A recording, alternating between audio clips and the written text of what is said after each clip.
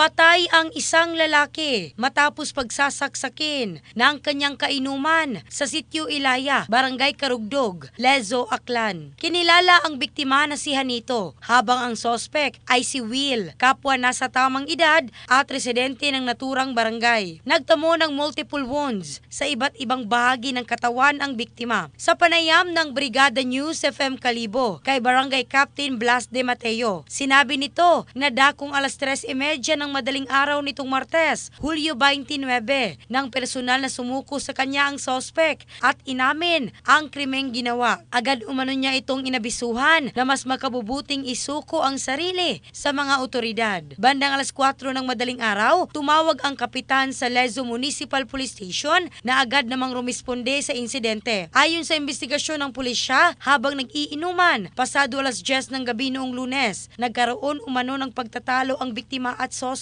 kaugnay ng isyu sa lupa. Sinabi ng sospek na siya raw ang unang inatake ng biktima at naagaw lamang niya ang kutsilyo na ginamit niya sa pananaksak. Gayunpaman, patuloy pa rin ang investigasyon ng mga otoridad dahil may mga factors umano na maaring hindi lamang isang tao ang sangkot sa krimen. In the heart of changing lives, ako si Michelle Craste ng Brigada News Philippines, the Music and News Authority.